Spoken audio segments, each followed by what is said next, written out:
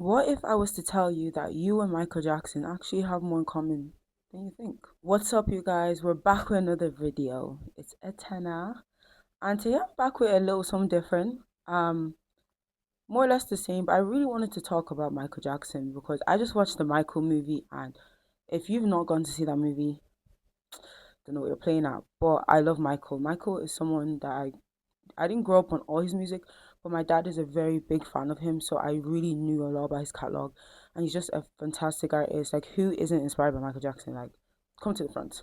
Before we get into the video, 80% of you are not subscribed to this channel. Why? Comment, subscribe. Definitely comment down below.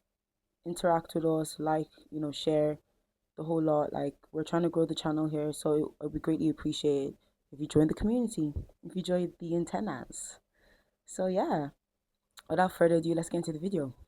I feel like when we think of Michael Jackson, everyone thinks of him more like in a mystical way, like kind of like a character. But when I think of Michael, I think of somebody who really understood the power of his mind. Like, he understood that he could really change his life. He could really be whatever he wanted to be if he just put in the work, the right work. If we really think about what made Michael Jackson so extraordinary, are probably a lot of the traits that a lot of people already have, but they have not yet discovered about themselves. So, like, when we think of things like obsession, sensitivity, discipline, um, imaginative, persistent, willing to be different, and finally, I would say curiosity as well. These are traits that a lot of us already have, and Michael Jackson was no different. Sometimes the traits that we already have that you think is too much, or what people think is too much, is actually the traits that you need to lean into the most to set you apart and make you great. Like, for example, for myself, I am someone who is I am very sensitive.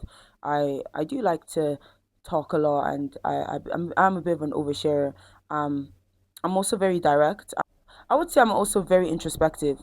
These were things that I used to feel a lot of shame about. So a lot of like people are very standoffish, they're very reserved for whatever reasons known to them, which is fine. But I think when you are someone who you are these type of traits that I talk about, people kind of look at that like kind of like a threat. Like, who are you? Who are you? Where did you come from? And why are you here? Why are you the way you are? Like, that's the things I notice. Like, it's definitely gives, like, if you're not like us, we don't like you. And like I said, these were things I was really scared of, to a point where I thought the best thing was to be seen, to be unseen, not speak as much, and really like not go out, and really recluse, be really recluse. And I actually thought about it one day. I just realized it doesn't really make sense. It doesn't make sense for me to not be myself, or because I'm trying to make other people comfortable. Because even though I wasn't even trying to make people uncomfortable, they still were uncomfortable. Even when I wasn't being myself, I was like, damn if you do, damn if you don't. But that's the lesson in it. Damn if you do, damn if you don't. So why not just be the best version of yourself, show up, and actually track the things that are for you, align with the people who really are for you, and accept whatever comes that is meant for you. Do you know what I mean? So I think for me, that was definitely a realization. And I think Michael Jackson is someone who understood that by himself quite young. Excuse me. And I feel like Michael was someone who definitely understood this about himself. He understood that he's not like everyone else. He's not. Like, he was someone who was very dedicated to being the best. That was his goal, to be the best. To have such a unique artist identity that it's undeniable, the impact. And sometimes people, when you think like that, people will think you're crazy. You? What do you think you'll be? That's the energy you're come with. Or do you not think you're thinking too much or too far, or lower expectations so you don't get like heartbroken when it doesn't happen? Who said it's gonna not happen? You're not God. And that's the energy you really need to have. You need to be like, you know what? I don't care what people say. I don't care what people think. I don't care. If I want something, I'm gonna be out loud about it. And that's what I was kind of saying about the emigree thing as well in my previous videos. Is I really like the focus on declaring what you want and going for it, not being shy about it, just full force, full speed ahead. And it's something I really do appreciate about Michael is he said, "I want to be the best. and he lived up to it. Something I also really appreciate about Michael's story is the fact that he didn't come from industry connections. He didn't grow up in a privileged area. You know, he's from Indiana, Gary, Indiana, and that's somewhere that wasn't really much was going on. And I love how he did look at himself and thought, like, because I'm like this, or I look like this, or I have this, I'm at disadvantage. He thought, what can I do to make this my superpower? Because of him, like, there's so many black artists were able to be platformed. And I think, imagine if he had that idea of, oh, because it's not happening to others and people who look like me, I'm not even going to try. Why do people think like that? Just because something's not happening to somebody does not mean it can't happen for you. Or it's not something's not happening at all, it doesn't mean it can't happen for you. It's okay to believe you are the exception. And that's what Michael Jackson taught. That's what he believed. He knew he was the exception. And I want us to all feel like that. We are the exception. It doesn't matter what's going on. It's okay to think, you know what, like it's gonna work for you. It's gonna happen regardless of whatever you'll be shown. There was actually a quote that I think it was Oprah who said this, so don't quote me, but it may be Oprah, it may not be. And they said that statistics, sorry, I can't pronounce that word. Statistics are meant to be changed. And I love that because you look at things like even with music, only 3% of artists make an income or whatever living our music. But that can change, you know? So why not go for it? Why do you believe you can't be the change? And that actually leads me to my next point about Michael is he knew that God has blessed him with such a gift. Obviously, you don't have to be spiritual to believe that, but it's just obviously it's my belief, so I'm gonna kind of focus on that as well. He knew his message, his calling was different to others.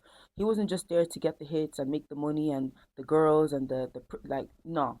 He said, you know, I actually with all this responsibility, why not use it for something for good? Why not make an impact? And we could see his music was healing. There was something about his the way he carried himself. He deeply cared. I'm also someone I feel like I deeply care about people, and sometimes you feel like that's a disadvantage because you're thinking I care so much, and a lot of people are not thinking the way I care about things. So how I'm trying to make people feel, and my takeaway and my truth. Like sometimes you get disadvantaged because you feel disadvantaged because you're like, what's the point? You know, why not just chase the money? Why not chase the gram? It's easier, in a way. But no, he didn't care. He said, I'd rather be fulfilled, and that's okay. It's okay to not be driven by money. It's okay to be driven by purpose. And I think someone like Michael makes me feel very confident that that's okay to just be like that. It's fine. Something I also appreciate about Michael is the fact that he's so obsessive with his ideas. That is something I resonate with deeply because I'm very obsessive in terms of when I have an idea and I want something to come to life, I don't stop till I get it. Don't stop till you get enough. Oh, sorry, I just had to. Um, I'm relentless with it, and I think a lot of people are.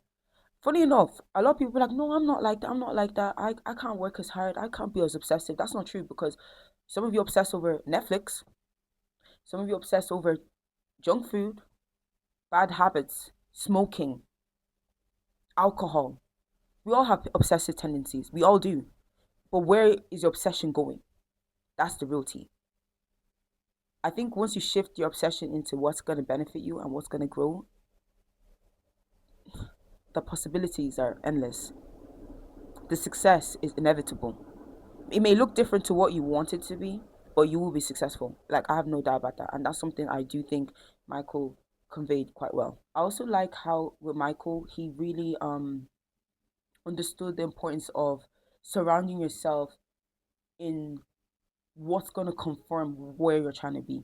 So, for example, he didn't wait for the world to tell him he's great. You know, he didn't wait for that. He affirmed that to himself. You know, he looked into the camera. I said camera, sorry. He looked into the mirror and he had notes and he talks about I'm great, I'm this, I'm gonna this. He understood the power of the tongue. He understood the power of the tongue, but also the power of action. He knew those worked side by side. And I think that's so good because some of us we do seek validation. You know, we want everyone to tell us that this song is great. Or like even in my case, sometimes I'll send my music to people and I'm like, oh my god, what do you think? And they might not give me the best response. And I'm like, damn, like and then I'll question myself. So why am I questioning myself for? Because when I made that song, I felt like it was great, and that's all that matters. I do think I'm great. I don't need anyone to tell me that not everyone will see your greatness. Even till today, like people still debate over how great Michael Jackson is. Can you imagine the Michael Jackson being debated of being the greatest? I think that's crazy. But there is. People debate about it all the time. And that's fine. Everyone's entitled to their opinion, their own perspective. And I think that's good to take away as well, that like sometimes even the greatness that you see in yourself, the strong ideas you see in yourself, people will not see it. And it's okay to have peace in that and just know your story and exactly your plan and why you're doing things, you know. I think that's so good. So I guess the key takeaway is the little things about you that you think are weird, you know, um, that make you a bit like oversensitive, or like you feel is oversensitive, things that you don't think are gonna make you successful are actually doesn't it's not proof at all that you're incapable. If anything, it's actually the starting point of showing your capability, actually, because what if the thing you're running from is what's gonna make you stand out? So yeah, that was just like what was on my mind, guys. I hope it resonated. You know, I'm trying to make these videos a bit more concise. So, but yeah, let me know what you think in the comment section down below. Let me know if you watch Michael as well. Tell me what you think about it. Do you guys dress up? Like, let me know. Let's talk. And yeah, till next time, make sure you like, comment, share, and subscribe, and see you in the next one.